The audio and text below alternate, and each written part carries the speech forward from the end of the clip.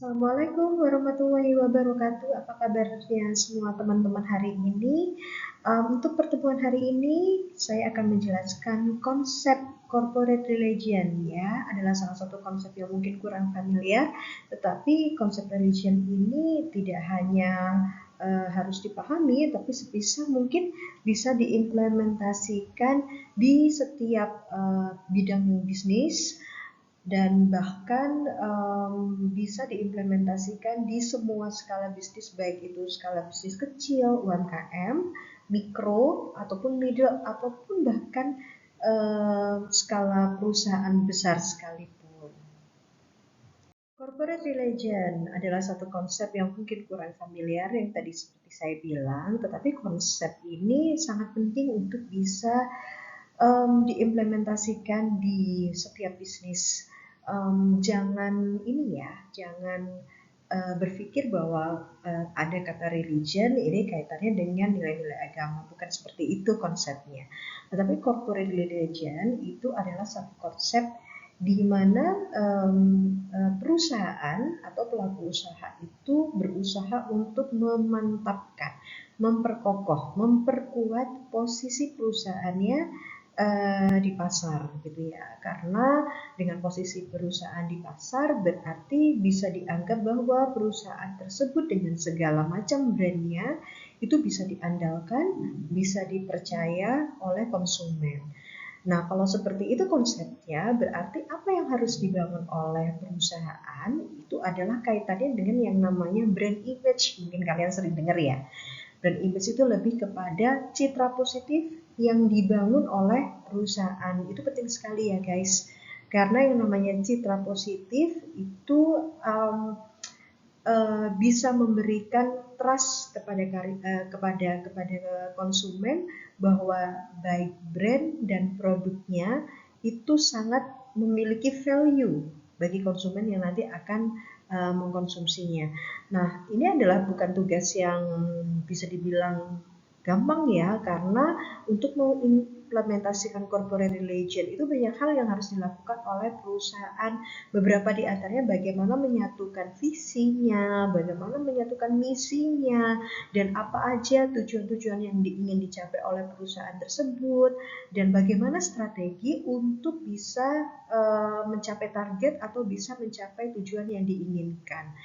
Ya, dan itu sesuatu yang bisa dibilang bukan sangat ya, sulit untuk dilakukan, tetapi itu adalah tuntutan yang harus dilakukan supaya perusahaan tersebut bisa berkompetisi dengan perusahaan yang lain gitu. Nah, fakta penting yang harus dipahami juga adalah bagaimana perusahaan itu bisa melihat kondisi perusahaannya secara internal itu seperti apa, bagaimana kompetitor di luar, dan bagaimana perusahaan itu ingin dilihat oleh konsumen. Kalau misalnya konsumen tersebut ingin sekali brandnya bisa dipercaya, berarti strateginya adalah bagaimana bisa menciptakan image positif dengan berbagai macam strategi marketing yang dilakukan agar konsumen itu bisa percaya pada brand tersebut dan produknya dapat diandalkan. Konsep corporate religion itu pada intinya yang tadi saya bilang bagaimana membentuk brand image. Nah, kaitannya adalah bahwa perusahaan itu harus senantiasa mengikuti perkembangan zaman. Perusahaan atau pelaku usaha apapun itu harus bersedia melakukan perubahan-perubahan.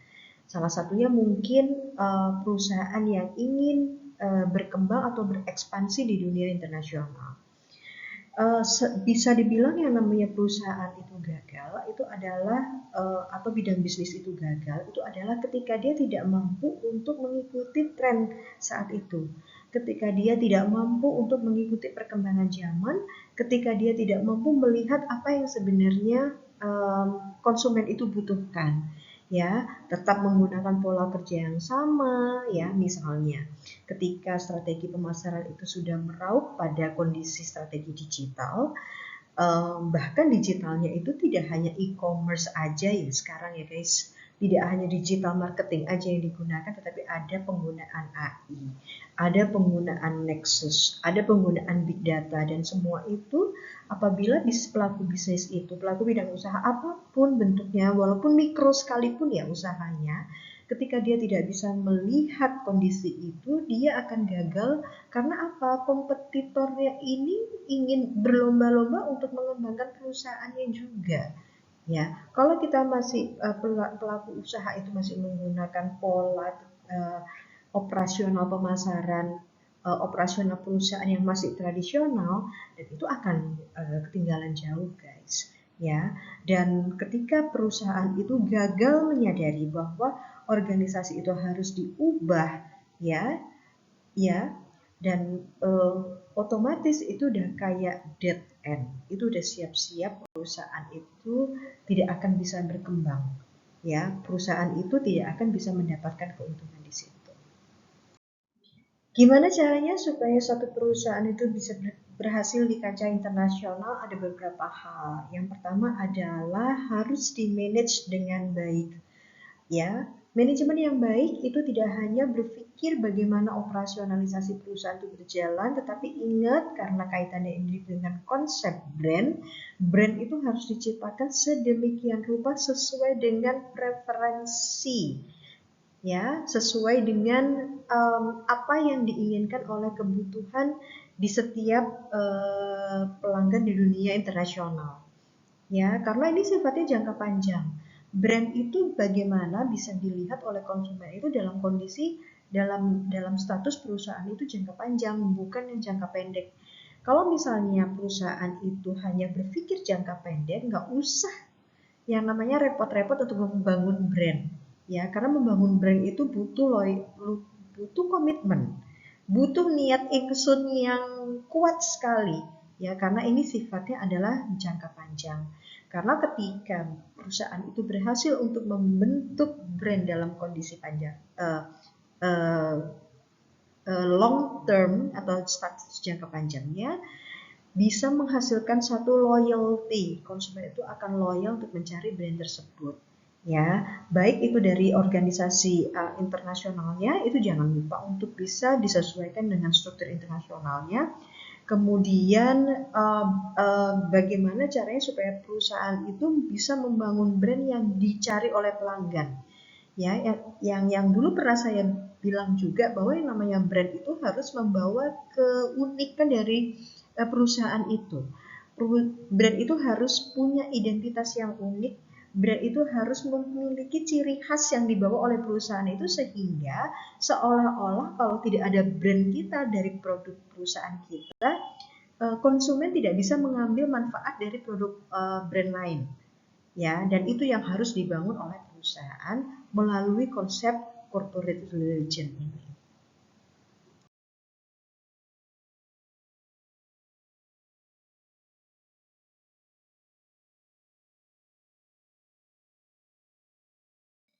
Dalam membentuk atau mempersiapkan perusahaan itu menjadi atau berekspan ke perusahaan internasional, hal yang perlu dilakukan juga adalah bagaimana konsep corporate relation itu membantu perusahaan membentuk organisasi yang baru.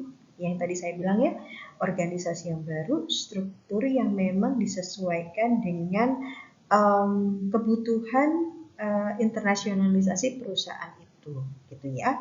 Ada beberapa hal yang harus dilakukan. Yang pertama adalah perusahaan harus punya informasi yang lengkap, ya, departemennya itu seperti apa strukturnya, divisi apa aja yang dibutuhkan, kemudian strategi marketingnya seperti apa, ciri khas dari, atau bukan ciri khas, karakter dari target marketnya itu seperti apa, itu semua harus lengkap informasinya. Bisa dibilang ya namanya riset pemasarannya itu harus benar-benar jeli mengumpulkan informasi yang kemudian nanti informasi itu akan diolah oleh perusahaan untuk kira-kira strategi marketing apa yang pas bisa dilakukan perusahaan tersebut untuk melakukan internasionalisasi perusahaan tersebut. pasti dengan konsep corporate religion itu tadi. Kemudian jangan lupa ada beberapa yang harus dianalisis, baik itu dari sisi perusahaan pusat dan perusahaan cabangnya. Kemudian konsepnya seperti apa, harus brainstorming terus, dikembangkan yang memang sesuai dengan kebutuhan internalisasi perusahaan tersebut. Kemudian aplikasi produknya seperti apa, pengembangan produknya seperti apa, produk apa yang akan dipasarkan. Kemudian punya gambaran yang jelas nanti brandnya, posisi pasarnya itu akan seperti apa. Nah, kalau bisa dilihat dari gambar, ini ada beberapa ini flowchart ya, teman-teman. Ini adalah flowchart tentang bagaimana koordinasi antara perusahaan pusat dengan perusahaan cabang yang memang akan dipersiapkan untuk ditempatkan di suatu negara. Ya, kalau misalnya kalian nanti dapat mata kuliah sistem informasi manajemen, kalian belajar ini. Sistem informasi manajemen itu sangat dibutuhkan oleh perusahaan karena apa? Di dalam sistem informasi manajemen itu mengumpulkan informasi-informasi yang dibutuhkan oleh perusahaan, kemudian dianalisis. Ya, setelah dianalisis kemudian konsep yang cocok untuk internalisasi perusahaan itu seperti apa? Ya, kalian bisa lihat gambarnya di sebelah sini. Nah, kemudian setelah mendapatkan konsep yang matang, ya, dikembangkan pula produk development-nya, terus kemudian produk aplikasi produknya itu seperti apa, produk yang akan ditawarkan kepada konsumen atau target market internasionalnya itu juga seperti apa.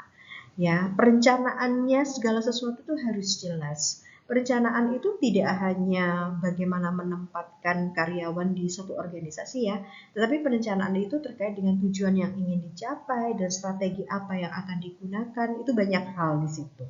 Kemudian jangan lupa ini adalah dari sisi marketingnya, eventnya, sponsorshipnya itu bagaimana. Kemudian apakah ada komitmen education di situ? Bisa jadi karena sekarang itu yang namanya perusahaan kan kompetisinya tuh makin banyak ya, makin ketat lah. Jadi kalau misalnya perusahaan itu tidak memiliki keunikan yang berbeda dalam melayani konsumennya, itu akan ditinggalkan. Salah satunya adalah memberikan pelayanan yang baik yang tadi saya bilang. Salah satunya dengan cara apakah ada komitmen untuk memberikan edukasi di situ. Macam-macam ya. Ini kaitannya dengan corporate social responsibility. Coba kalian boleh cek di Google apa yang namanya CSR seperti itu ya. Terus kemudian implementasinya seperti apa di sana. Kemudian yang menjadi eksekutornya itu siapa. Nah, ini semua adalah bagian dari total konsep department, dari konsep corporate religion yang bisa diterapkan perusahaan apabila perusahaan itu memang bersedia untuk berencana untuk melakukan ekspansi. Tetapi ini tidak serta-merta akan full seperti ini ya, tapi ini hanya bisa digunakan sebagai konsep basic untuk perusahaan yang memang berencana untuk ekspansi.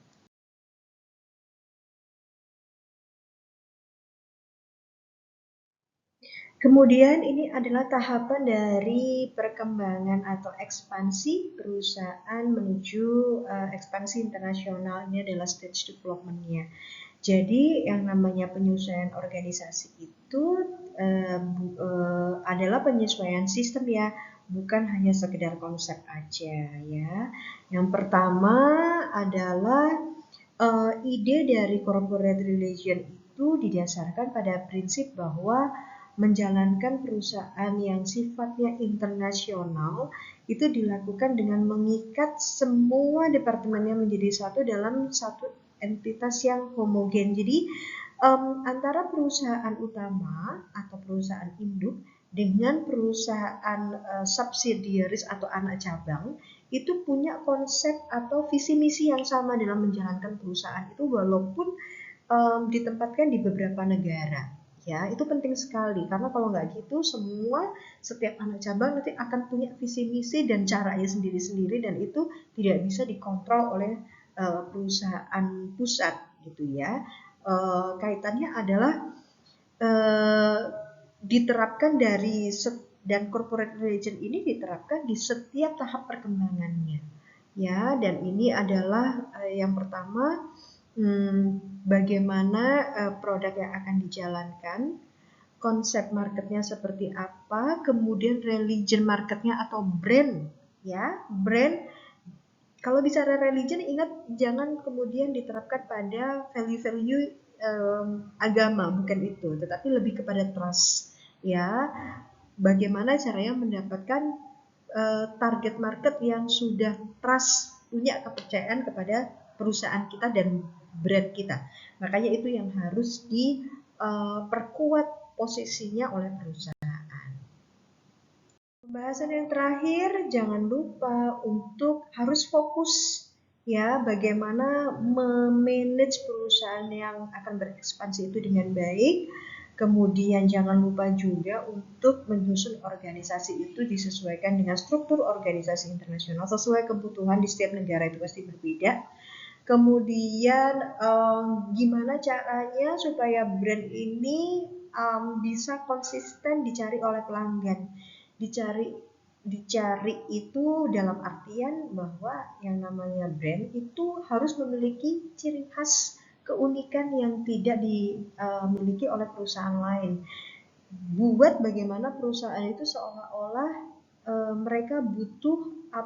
mereka membutuhkan sesuatu yang hanya brand kita atau perusahaan kita yang punya, dan itu tidak didapatkan oleh perusahaan lain. Gitu ya teman-teman ya. Jadi itu adalah diskusi kita hari ini terkait dengan konsep corporate religion ya. Jadi itu adalah hal yang unik tapi penting banget untuk bisa dilakukan di semua bidang bisnis dan berapapun skala bisnisnya. Terima kasih teman-teman, sekian dulu materi hari ini dan insya Allah kita akan bertemu dalam pertemuan selanjutnya. Bye, Assalamualaikum warahmatullahi wabarakatuh.